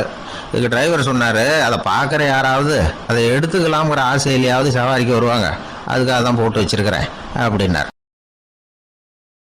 ஒரு ஊர்ல ஒரு ராஜா இருந்தார். அவர் அடிக்கடி காட்டுக்கு வேட்டையாட போவார். சில நண்பர்களையும் கூட அழைச்சிக்கிட்டு போவார். காட்டுக்கு போனதும் ஆளுக்கு ஒரு பக்கமா போய் வேட்டையாடுவாங்க. சாயந்தரமா திரும்பி வருவாங்க. மறுநாள் அரண்மனையில் உட்காந்து ஒவ்வொருத்தரும் அவங்க அனுபவங்களை எல்லாம் சொல்லிக்குவாங்க. அவங்க வீரத்துக்கு தகுந்த மாதிரி பரிசை அந்த ராஜா கொடுப்பார். இது மாதிரி ஒரு தடவை எல்லாரும் வேட்டைக்கு போயிட்டு திரும்பி வந்ததும் உட்காந்து பேச ஆரம்பிச்சிருக்கிறாங்க. ஒருத்தன் சொன்னா தன்னுடைய வீர செயலை பத்தி அளக்க ஆரம்பிச்சுட்டான். ஏன்னா அதுக்கு பரிசு கிடைக்க போகுதுல்ல. அதனால அவன் என்ன சொன்னான் தெரியுமா? அரசே, நேற்றுக்கு காட்டுல என்ன ஆச்சு தெரியுமா? எனக்கு நேரா ஒரு சிங்கம் வாயை திறந்துட்டு வந்துட்டுது. நான் பயப்படவே இல்லை. உடனே ஒரு கல்லை எடுத்து குறி பார்த்து வீசினேன். சிங்கத்து வாய்க்குள்ள போய் அந்த கல்லு மாட்டிக்கிட்டுது. அவ்வளவுதான். அந்த சிங்கம் என்னை பார்த்துட்டு பயந்துட்டு ஒரே ஓட்டமா திரும்பி ஓடி போயிட்டுது அப்படின்னா. ஆஹா பலே அப்படின்னு எல்லாரும் கை தட்டினாங்க. ரெண்டாவது ஆள் ஒருத்தன் எழுந்திரிச்சான். அவன் சொல்ல ஆரம்பிச்சான், அரசே, நான் போன வழியில 2 பெரிய மலைப்பாம்பு கிடந்தது. என்னை மூழ்கிறதுக்கு வந்தது. நான் என்ன பண்ணேன் தெரியுமா? அந்த 2 பாம்போட வாலையும் ஒன்னா சேர்த்து முடிச்சு போட்டுட்டேன். அவ்வளவுதான். அது அங்க இருக்க இது இங்க இருக்க முடிச்சு நல்லா இறுகி போட்டுது அப்படின்றான். ஆஹா அற்புதம்னு சொல்லி எல்லாரும் கை தட்டினாங்களாம். அடுத்தபடியா 3வது ஆள் ஒருத்தன் வந்தான். அவன் சொல்ல ஆரம்பிச்சான், மன்னா, நான் போன பாதையில குறுக்க ஒரு ஆறு, அதுல இறங்கி குளிச்சேன். யாரோ காலை பிடிச்சி இழுக்கிறது மாதிரி இருந்தது. திரும்பி பார்த்தா ஒரு பெரிய முதலை. நான் உடனே அப்படியே ஒரு துள்ளல் துள்ளி அது முழுவில் போய் உட்காந்துக்கிட்டேன். அதை அப்படியே கரைக்கு நீந்த வச்சேன். கரைக்கு வந்து சேர்ந்ததும் அப்படியே ஒரே துள்ளி குதிச்சு கரைக்கு வந்துட்டேன் அப்படின்றான். அவன் தன்னுடைய வீரத்தை அப்படி சொல்லியிருக்கான். அதடா எப்பேற்பட்ட வீரம் அப்படின்னு எல்லாரும் கை தட்டினாங்களாம். 4வது ஆள் எழுந்திரிச்சான். மன்னா, நான் போன இடத்துல ஒரு கரடி வந்து என்னை துரத்த ஆரம்பிச்சுட்டுது. நான் ஒரு மலை உச்சிக்கு வந்துட்டேன். அதுக்கப்புறம் ஒரு அடி எடுத்து வச்சாலும் அதில் பாதாளத்துல விழ வேண்டியதுதான். அந்த நேரம் பார்த்து ஒரு பெரிய ராட்சச கழுகு அந்த பக்கமா பறந்து வந்தது. நான் உடனே அப்படியே உயர எழும்பி அந்த கழுகோட காலை பிடிச்சிக்கிட்டேன். அப்படியே தொங்கிக்கிட்டே வந்தேன். ஒரு நல்ல இடம் வந்ததும் தொப்புன்னு கீழே குதிச்சு நடந்து வந்துட்டேன். இதுக்கும் எல்லாரும் கை தட்டுறாங்க. கடைசியா ஒரு ஆள் எழுந்திரிச்சான். அரசே, நான் வந்து போன வழியில ஒரு பெரிய யானை குறுக்க வந்தது. பயங்கரமா சத்தம் போட்டுக்கிட்டே வந்தது. நான் பயந்து ஓடல. உடனே என்ன பண்ணேன் தெரியுமா? அந்த யானையோட வாலை பிடிச்சி தூக்கினேன். தலைக்கு மேல தூக்கி கரன்னு சுத்தினேன். வேகமா சுத்தி வீசி எறிஞ்சேன். அவ்வளவுதான். அதே ஸ்பீட்ல அந்த யானை மேல போக ஆரம்பிச்சுட்டுது. இன்னும் கூட அது போய்கிட்டே தான் இருக்கு, கீழே விழவே இல்லைன்னா. இதை கேட்டதும் ராஜாவுக்கு கோபம் வந்துட்டுது. என்ன முட்டாள்னு நினைச்சுக்கிட்டு பேசுறியா? யானையை வந்து நீ வாழை பிடிச்சி தூக்குன, அதை நான் நம்பணுமா அப்படின்னார். உடனே இவன் பணிவா பதில் சொன்னான், அரசே, ஒரு சிங்கத்து வாயில கல்லு மாட்டிக்கிட்டத நம்புறீங்க, மலைப்பாம்பு வாழை பிடிச்சி முடிச்சு போட்டதை நம்புறீங்க, முதல்ல முதுகுல சவாரி பண்ணதையும் நம்புறீங்க, கழுகு காலை பிடிச்சிக்கிட்டு பறக்கிறதையும் நம்புறீங்க. அப்படி நம்புறப்ப நான் சொன்னதை மட்டும் நம்பக்கூடாதா அப்படின்னு கேட்டானான். பொய் சொன்னவங்க எல்லாம் தலையை தொங்க போட்டுக்கிட்டாங்களாம். ராஜா அவங்கள பார்த்து சொன்னாராம், நீங்க எல்லாரும் என்ன முட்டாளாக்கி இருக்கிறீங்க. கடைசியா பேசின இவன் தான் எனக்கு உண்மை எது பொய் எதுங்கிறத புரிய வச்சிருக்கிறான். இவன் தான் உண்மையான தைரியசாலி அப்படின்னு சொல்லி அவனுக்கே பரிசு எல்லாம் கொடுத்து பாராட்டினாராம். இப்படி ஒரு கதை. உண்மையை நிலைநாட்டுகிறவன் தான் உண்மையான வீரன் அப்படிங்கறத இதுல இருந்து நாம புரிஞ்சுக்கணும். இந்த காலத்துல எல்லாம் பொய் சொன்னாதான் பிழைக்க முடியுங்கிறது ஒரு சில பேரோட நம்பிக்கை. ஒரு அப்பாவுக்கு தன் மகனுக்கு பொய் சொல்ல தெரியலையேங்கிற கவலை. பொய் சொன்னாதான் இந்த உலகத்துல பிழைக்கலாம், ஆனா இவனுக்கு அது தெரியலையே, அதனால இவனை அழைச்சிட்டு போய் நடுக்கடல்ல விட்டுட்டு வந்துருவோம் அப்படின்னு அழைச்சிட்டு புறப்பட்டான். கடற்கரைக்கு போனான். மகனுக்கு சந்தேகம், எங்கப்பா என்ன அழைச்சிட்டு போறேன்னு கேட்டிருக்கான். கடல்ல மீன் பிடிக்க கத்து கொடுக்க போறேன் உனக்கு அப்படின்னு. நான் ஏற்கனவே மீன் பிடிச்சிட்டேனேன்னா இவன் மகன். எங்க அதுன்னு கேட்டிருக்கான். அப்பங்காரன் சுட்டு சாப்பிட்டுட்டேன் இருக்கான் புள்ள. அப்பங்காரன் பார்த்தான், சரி நம்ம புள்ள பொழைச்சிக்கோ அப்படின்னு சொல்லி திருப்பி அழைச்சிட்டு வந்துட்டானா. இணை புரியாத 2 நண்பர்கள் இருந்தாங்களாம். 2 பேரும் விடாம சிகரெட் குடிக்கிறவங்க. அதுல ஒருத்தன் செத்து போட்டான். இன்னொருத்தன் அதுக்கப்புறம் 2 சிகரெட்டா குடிக்க ஆரம்பிச்சானா. ஏன் இப்படி பண்றேன்னு கேட்டிருக்காங்க. நான் ஒரு சிகரெட்டு தான் குடிக்கிறேன், செத்து போன என்னுடைய ஃப்ரெண்ட் இருக்கானே செத்து போனவன், அவனுக்காக இன்னொரு சிகரெட்டு குடிக்கிறேன் அப்படின்னு நானா. இது ரொம்ப ஆபத்து, விட்டுடு அப்படின்னு சொல்லியிருக்காங்க. சரின்னு ஒத்துக்கிட்டான். ஆனா அதுக்கப்புறமும் ஒரு சிகரெட் வேகமா குடிச்சுக்கிட்டே இருந்தான். சிகரெட் பழக்கத்தை நீ இன்னும் விடலையான்னு கேட்டாங்களாம். அந்த பழக்கத்தை நான் எப்போ விட்டுட்டேன், இப்ப நான் குடிக்கிறது என் ஃப்ரெண்டுக்காக அப்படின்னு நானா. இவங்கெல்லாம் எப்படி திருந்துறது? அளவுக்கு மிஞ்சினால் அமிர்தமும் நஞ்சு அப்படின்னு சொல்லுவாங்க. அது உண்மைதான். ஒருத்தருக்கு அளவுக்கு மீறிய புகழ் வந்துட்டுதுன்னு வச்சுங்க, அது கூட ஆபத்தா போயிடுறது உண்டு. பழங்காலத்துல எல்லாம் கிரேக்க தேசத்துல ஒரு பழக்கம் உண்டாம். அதாவது யாராவது ஒருத்தரை நாடு கடத்தணும்னா அதுக்கு ஒரு வழி உண்டு. அதாவது ஒருத்தரை நாடு கடத்தணும்னு மக்கள் விரும்புறாங்கன்னு வச்சுங்களேன், அவர் பேரை ஒரு மண்பாண்ட ஓட்டுச்சில்லுல எழுதி அதை ஒரு குறிப்பிட்ட பொது இடத்துல போட்டுற வேண்டியது, அவ்வளவுதான். இது மாதிரி பல பேர் போட்டுக்கிட்டே இருப்பாங்க. எல்லாம் அப்படியே குவிஞ்சு போயிடும். அந்த ஓட்டாஞ்சில்லு குவியல்ல யாருடைய பேர் அதிகமா இருக்குதோ அந்த நபரை ஒரு 10 ஆண்டுகள் நாடு கடத்தி விடுவாங்க. இது அந்த ஊர் வழக்கமா. ஒரு நாள் அந்த குவியலுக்கு பக்கத்துல ஒரு ஆள் நின்றுகிட்டு இருக்கிறான். அவன் கையில ஒரு ஓட்டாஞ்சில்லு வச்சிருக்கிறான். அதுல யாரோட பேரையோ எழுதணும், எழுதி அந்த இடத்துல போடணுங்கிறது அவன் ஆசை. ஆனா அவன் படிக்காதவன், அதனால எழுத தெரியல. யாராவது அந்த வழியா வர்றாங்களான்னு பார்த்துக்கிட்டே நின்றுகிட்டு இருந்தான். ஒரு பெரியவர் வந்துகிட்டு இருந்தார். அவர்கிட்ட ஓடினான். கையில் இருந்த மண்பாண்ட சில்ல கொடுத்தான். ஐயா, இதுல ஒரு பேர் எழுதி கொடுங்களேன்னா. அந்த பெரியவர் அதை வாங்கி கையில வச்சுக்கிட்டு, என்ன பேர் எழுதணும் சொல்லு அப்படின்னா. இவன் சொன்னான், அரிஸ்டைடிஸ் அப்படின்னு எழுதுங்க அப்படின்னா. இதை கேட்டதும் அந்த பெரியவருக்கு அதிர்ச்சி. ஏன்னா அவரு தான் அரிஸ்டைடிஸ், தத்துவ மேதை அரிஸ்டைடிஸ் அவர். இருந்தாலும் நான் தான் அதுங்கிறத காட்டிக்காம அந்த ஆளுகிட்ட கேட்டார். அது சரிப்பா, அரிஸ்டைடிஸ்ங்கிற பேரை எழுத சொல்ற, அவர் உனக்கு என்ன கெடுதல் பண்ணார், அவர் பேரை இதுல எழுத சொல்றிய அப்படின்னு கேட்டிருக்கார். அதுக்கு இவன் சொன்னானா, அவர் எனக்கு எந்த கெடுதலும் பண்ணல, அவரை நான் பார்த்தது கூட இல்லை அப்படின்னு இருக்கான். அப்புறம் எதுக்காக அவரை நாடு கடத்தணும்னு நீ ஆசைப்படுற அப்படின்னு கேட்டிருக்கார்.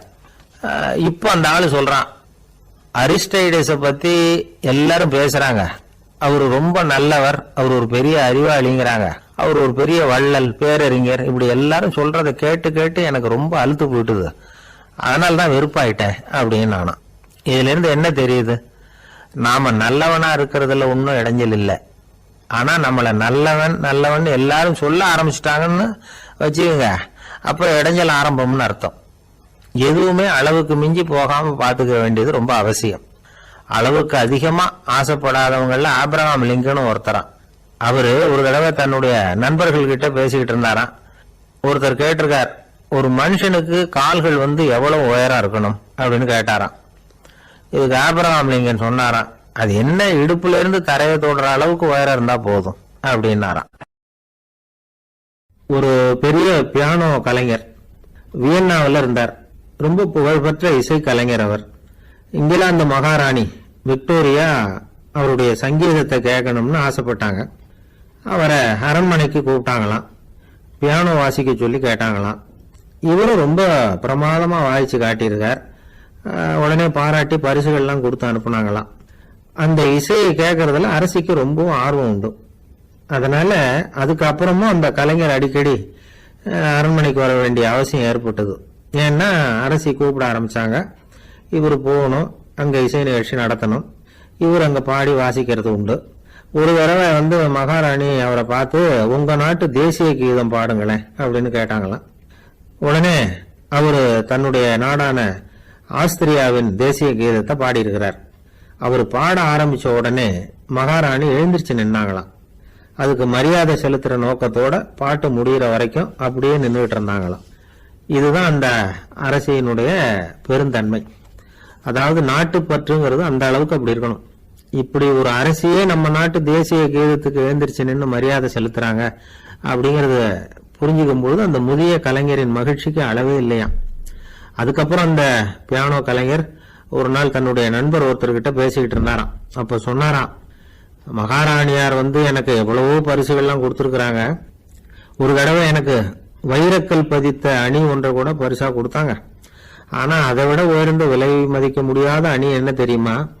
நான் என்னுடைய நாட்டு தேசிய கீதத்தை நான் பாடுறப்போ அவங்க எழுந்திருச்சு நின்று மரியாதை செலுத்தினாங்களே, அதுதான் எனக்கு கிடைச்ச மிகப்பெரிய பரிசு அப்படின்னாராம்.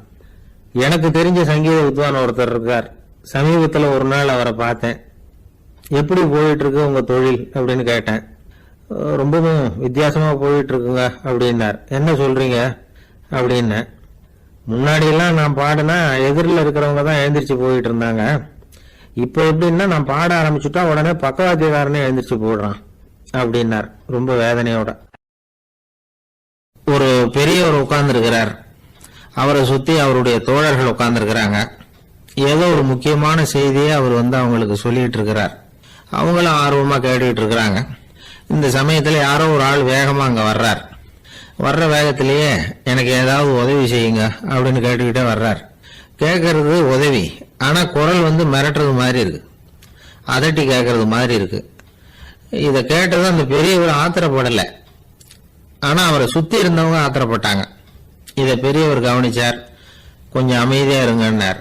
வந்தவரை கூப்பிட்டார். அவருக்கு சில பொருள்களை கொடுத்தார். என்னங்க இப்போ உங்களுக்கு மகிழ்ச்சி தானே அப்படின்னார். அப்படின்னு அலட்சியமா அவர் சொல்றார். நான் உங்களை நல்ல முறையில நடத்தினேன்னா அப்படின்னு கேட்கிறாரு அவர் மறுபடியும். அதெல்லாம் ஒண்ணும் இல்லை அப்படின்னு சொல்லி அவரு சொல்லிட்டு இருக்கிறாரு. குரல்ல கடுமை குறையில. சுத்தி இருந்தவங்களால இதை பொறுத்துக்க முடியல. கோபத்தோடு அவரை நோக்கி நெருங்க ஆரம்பிச்சாங்க. பெரியவர் அவங்களை எல்லாம் தடுத்து நிறுத்தினார். வந்தவரை வாங்க என்னோட அப்படின்னு சொல்லி அழைச்சிட்டு போனார். வீட்டுக்கு போனார். அங்க போனதும் இன்னும் சில பொருள்களை எடுத்து அவர்கிட்ட கொடுத்தார். இப்ப திருப்தி தானே, நான் உங்ககிட்ட நல்ல முறையில நடந்துகிட்டேனா அப்படின்னார். அவர் முகம் இப்பதான் கொஞ்சம் மலர்ந்தது. ரொம்ப நன்றி, இறைவன் உங்க குடும்பத்துக்கு எல்லா நன்மைகளையும் செய்வான் அப்படின்னு சொன்னார். இதே வார்த்தைகளை என்னுடைய தோழர்கள் கிட்டே சொல்லிட்டீங்கன்னா அவங்க கோபம் தணிஞ்சிரும், வர முடியுமான்னார். கண்டிப்பா வர்றேன் அப்படின்னாரு. மறுநாள் காலையில அந்த இடத்துக்கு வந்தார். அதே மாதிரி சொல்லிவிட்டு அவர் போயிட்டார். தோழர்கள்லாம் ரொம்ப வியப்போட பெரியவரை பார்த்தாங்க. அந்த பெரியவர் தான் நபிகள் நாயகம். அவர் சொன்னார், ஒருத்தன் ரொம்ப ஆசையா ஒரு ஒட்டகத்தை வளர்த்துக்கிட்டு வந்தான். ஒரு நாள் அந்த ஒட்டகம் கயத்தை அறுத்துக்கிட்டு ஓடி போயிட்டுது. அக்கம் பக்கத்தில் இருக்கிறவங்க எல்லாம் அந்த ஒட்டகத்தை பிடிக்கிறதுக்கு முயற்சி பண்ணாங்க. அதை துரத்திட்டு ஓடினாங்க. ஒட்டகம் தாறுமாறா ஓட ஆரம்பிச்சது. இந்த சமயத்துல ஒட்டகத்தை வளர்த்தவன் அங்க ஓடி வந்தான். நீங்க அதை ஒண்ணும் செய்ய வேணாம், விட்டுருங்க. அதோட சுபாவம் எனக்கு நல்லா தெரியும். அதை சுலபமா என்னோட வழிக்கு கொண்டுட்டு வந்துட முடியும். நான் பாத்துக்கிறேன், விட்டுருங்க அப்படின்னா. எல்லாரும் விலகி போயிட்டாங்க. இவன் என்ன செஞ்சான் தெரியுமா? கொஞ்சம் புல்ல கையில எடுத்துக்கிட்டு அந்த ஒட்டகத்தை நெருங்கினான். அவ்வளவுதான். அது ஓடி இவன் காலடியில உட்காந்துக்கிட்டது. செல்லமா அதை அப்படியே தடவி கொடுத்தான். முதுகில ஏறி உட்காந்துக்கிட்டான். அது பாட்டுக்கு சாதுவா நடந்து போகுது. இந்த கதையை நபிகள் நாயகம் தம்முடைய தோழர்களுக்கு சொல்றார். ஒட்டகத்தை மட்டும் இல்ல, சில மனிதர்களையும் கூட சில விதத்துல அணுகிதான் அவர்களை சீர்திருத்த வேண்டியிருக்குது அப்படிங்கறத அவங்களுக்கு உணர்த்தினார். இது ஒரு அழகான உளவியல் அணுகுமுறை. சில குடும்ப தலைவர்கள் கூட இந்த ஒட்டகம் மாதிரி நடந்துகிறது உண்டு, அப்புறம் அடங்கி போறதும் உண்டு. ஒரு குடும்ப தலைவர் காலையில எழுந்திரிச்சதுல இருந்து சத்தம் போட்டு கத்திக்கிட்டு இருப்பார். பக்கத்துல இருந்தவங்க எல்லாம் ஓடி போய் சமாதானம் பண்ணி பார்த்தாங்க. அவர் ஓயறது மாதிரி தெரியல. கடைசியில் அவர் மனைவி வந்தாங்க. நீங்க எல்லாம் விலகி போடுங்க, அவரு சுபாவம் எனக்கு தெரியும், நான் பாத்துக்கிறேன் அப்படின்னாங்க. சரின்னு எல்லாரும் போயிட்டாங்க. சாயந்தரமா பாக்குறாங்க, அவர் சத்தம் இல்லாம ஒரு மூலையில உட்கார்ந்து இருக்கிறார். ரொம்ப சாதுவா. ஆச்சரியமா இருந்தது. என்னம்மா பண்ணீங்கன்னு கேட்டாங்க. அது ஒண்ணும் இல்லைங்க, ஒரு வேளை சாப்பாட்டை நிறுத்தினேன், பட்னி போட்டேன், அவ்வளவுதான் அப்படின்னாங்க அந்த அம்மா. என்னை விட யோகியம் இந்த உலகத்துல வேற யாரும் இல்லை சார் அப்படின்னார் ஒருத்தர். அவரை விட அயோக்கியன் வேற யாரும் இருக்க முடியாதுங்கிற முடிவுக்கு கேட்டவங்க வந்துட்டாங்களாம். மனுஷனுக்கு இருக்கிற ஒரு மிகப்பெரிய குறையே தன்கிட்ட இருக்கிற குறை அவனுக்கு தெரியாம போறதுதான். ஆனா அடுத்தவங்கிட்ட இருக்கிற குறை இவனுக்கு தெளிவா தெரிஞ்சிடும். ஒரு ஒட்டகம் ஒரு கொக்கை பார்த்து ஒரு கேள்வி கேட்டுதான். என்ன கேள்வி தெரியுமா? உன் கழுத்து ஏன் இப்படி வளைஞ்சு போயிருக்குது அப்படின்னு கேட்டிருக்கு. இதுக்கு உடம்பே வளைசல். இது போய் கொக்கை கிண்டல் பண்ணுது. இன்னைக்கு மனித சுபாவமும் கிட்டத்தட்ட இப்படித்தான் இருக்குது. இந்த உலகத்துல குறையில்லாத மனிதர்கள் யாரும் கிடையாது, நாம உள்பட. அப்படிங்கறத முதல்ல நாம நல்லா புரிஞ்சுக்கணும். ஒரு ஊர்ல ஒரு விற்பனை நிலையம் இருந்தது. செல்ல பிராணிகளை விற்பனை செய்யற நிலையம் அது. நாய், கிளி, பூனை இப்படி நிறைய வச்சு விற்பனை பண்ணிட்டு இருக்கிறாங்க. நாய்க்குட்டி விற்பனை செய்யற பகுதியில ஒரு சிறுவன் நின்றுகிட்டு இருந்தான். விற்பனை செய்யற ஆளுகிட்ட விலை கேட்டுக்கிட்டு இருந்தான். அது இருக்குதே, அந்த நாய்க்குட்டி என்ன விலை அப்படின்னு கேட்டானா. 1000 ரூபாய் அப்படின்னாராம். சரி, அது வேணாம், இது என்ன விலைன்னு இருக்கான். 500 ரூபா அப்படின்னாராம். இந்த சின்ன பையன் கையில வச்சிருந்தது வெறும் 50 ரூபா தான். அதனால இதை விட குறைச்சலா கிடைக்குமான்னு பார்த்திருக்கான். அந்த கடையில ஒரு மூலையில சரியா கவனிக்கப்படாம ஒரு நாய்க்குட்டி படுத்து கிடந்தது. பாவமா கத்திக்கிட்டு இருந்தது. அதை பார்த்ததுமே இவனுக்கு அது ரொம்ப பிடிச்சு போச்சு. உடனே அந்த கடைக்காரரை பார்த்து, அதுவும் அந்த மூலையில படுத்து கிடக்குதே, அந்த நாய்க்குட்டி என்ன விலை அப்படின்னு கேட்டிருக்கான். தம்பி, அது ஒரு கால் ஊனம், அதனால அது உன்னோட குதிச்சு விளையாடவோ ஓடுறதோ அதால முடியாத காரியம் அப்படின்னு இருக்காரு அவர். அது தெரிஞ்சுதாங்க கேட்கறேன், அதோட விலை என்ன, அதை மட்டும் சொல்லுங்களேன் அப்படின்னு இருக்கான். தம்பி, இது கால் ஊனம் உள்ள ஒரு நாய். இதை போய் காசு கொடுத்து வாங்கறதுக்கு யாராவது பிரியப்படுவாங்களா? இதை நான் உனக்கு இலவசமாவே தர்றேன், எடுத்துட்டு போ அப்படின்னாராம். இதை கேட்டதும் அந்த சிறுவனுக்கு கோவம் வந்துட்டுதான். நீங்க ஒன்னும் சும்மா கொடுக்க வேணாம், இந்தாங்க 50 ரூபா, இதை வச்சுக்கிட்டு நாய்க்குட்டியை கொடுங்க அப்படின்னு இருக்கான். அவருக்கு ஒன்றும் புரியல, ஆச்சரியமா இருந்தது. சரின்னு பணத்தை வாங்கிட்டு நாய்க்குட்டியை தூக்கி கொடுத்தார். அந்த சிறுவன் அந்த நாய்க்குட்டியை 2 கையாலையும் வாங்கினா, மார்போட பிரியமா சேர்த்து அணைச்சுக்கிட்டான். தெருவில் இறங்கி நடக்கிறான். அப்படி நடக்கும்போதுதான் பாக்குறார், கடைக்காரர் ஆச்சரியமா அவனை பாக்குறார். அப்பதான் அவருக்கு ஒரு விஷயம் புரியுது. அந்த சிறுவன் தெருவில் நாய்க்குட்டியை மார்போட அணைச்சுக்கிட்டு விந்தி விந்தி நடந்து போய்கிட்டு இருக்கிறான். ஆமா, அவனுக்கும் ஒரு கால் ஊனம். இந்த நாய்க்குட்டியை யாருமே வாங்க மாட்டாங்கன்னு நினைச்சுக்கிட்டு இருந்தார். குறையுள்ள அதுக்கும் ஒரு எஜமானன் கிடைச்சுட்டான். அதனால ஊனம் ஒரு குறை இல்லை அப்படிங்கிற உண்மையை அந்த கடைக்காரர் புரிஞ்சுக்கிட்டாராம். நம்மால் ஒருத்தர் கொஞ்சம் வயசானவர், எழுந்திரிச்சு சரியா நடக்க முடியாது, சாய்வு நாற்காலியிலேயே எப்பவும் உட்கார்ந்துருப்பார். அவரு தனக்கு துணையா ஒரு நாயை பக்கத்துல வச்சிருந்தார். அதுவும் ரொம்ப வயசான ஒரு நாய், எழுந்திரிக்கவே சிரமப்படும், நடக்கவும் முடியாது. அவர் பக்கத்திலேயே இதுவும் சோர்ந்து போய் படுத்து கிடக்கும்.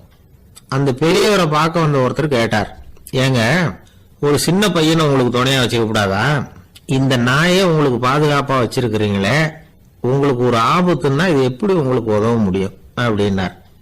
அப்ப அவரு சொன்னாராம், எனக்கு ஒரு ஆபத்துன்னா அந்த சமயத்துல இந்த நாய் என்னை தனியா விட்டுட்டு ஓடி போயிடாம இருக்கணும்ல, அதுக்காகத்தான் இதை நான் வச்சிருக்கிறேன் அப்படின்னாராம். ஒரு ஜென் துறவி, அவருக்கு ரொம்ப வயசாயிட்டது, கடைசி காலம். நண்பர்களை எல்லாம் கூப்பிட்டார். நண்பர்களே, நான் வித்தியாசமான முறையில சாகணும்னு ஆசைப்படுறேன், அதுக்கு ஏதாவது யோசனை சொல்லுங்களேன் அப்படின்னு கேட்டாராம். நண்பர்கள் சிரிச்சாங்க. என்ன பேச்சு பேசுறீங்க, சாவறதுங்கிறது என்ன விளையாட்டுத்தனமான காரியமா அப்படின்னு கேட்டிருக்காங்க. அந்த துறவி கொஞ்ச நேரம் யோசனை பண்ணார். அப்புறம் கேட்டாராம், இதுவரைக்கும் யாராவது நடந்துகிட்டே இறந்துருக்கிறாங்களா அப்படின்னாராம். எல்லாரும் இல்லைன்னாங்களாம். ஒருத்தர் மட்டும் சொல்லியிருக்கார், அப்படியும் ஒருத்தர் இறந்துருக்கிறதாக ஒரு கதையில படிச்சிருக்கிறேன், ஒரு ஞானியால தான் அப்படியெல்லாம் செய்ய முடியும் அப்படின்னு அவர் சொன்னாராம். சரி, அப்படின்னா அந்த முறை நமக்கு வேணாம், நின்றுகிட்டே யாராவது உயிரை விட்டுருக்காங்களா அப்படின்னு விசாரிச்சாராம். அப்படியும் ஒருத்தர் இறந்திருக்கிறார் அப்படின்னாங்களாம். மறுபடியும் அந்த துறவி யோசனை பண்ணியிருக்கிறார், ஏதாவது வித்தியாசமான முறையில் நாம் போகணும் அப்படிங்கிறது அவருடைய விருப்பம். மனிதன் எப்படி வாழ்கிறானோ அப்படி இறப்பது தான் நல்லது. சரி, யாராவது தலைகீழா யோகம் செய்யும் நிலையில இறந்துருக்கிறாங்களா அப்படின்னு விசாரிச்சாராம். நண்பர்கள் சிரிச்சாங்க. தலைகீழா நின்னபடி இறந்ததாக நாங்க கேள்விப்பட்டதே இல்லை, அது முடியாத காரியம் அப்படின்னு இருக்காங்க. இப்ப அந்த துறவிக்கு திடீர்னு உற்சாகம் வந்துட்டுது. உடனே எழுந்திரிச்சார், தலைகீழா நின்னார், அப்படியே உயிரை விட்டுட்டார். அவ்வளவுதான். அந்த மடாலயத்துல ஒரே குழப்பம், எப்படி அவரை கீழே இறக்கி படுக்க வைக்கிறது அப்படின்னு புரியல. இப்படி உயிர் விடுறத பத்தி அவங்க இதுவரைக்கும் கேள்விப்பட்டதும் இல்லை. உண்மையிலேயே இவர் இறந்துதான் போனாராங்கிறதும் தெரியல. சோதிச்சு பார்த்தாங்க. இதய துடிப்பு, நாடி துடிப்பு எல்லாம் நின்று போயிருந்தது.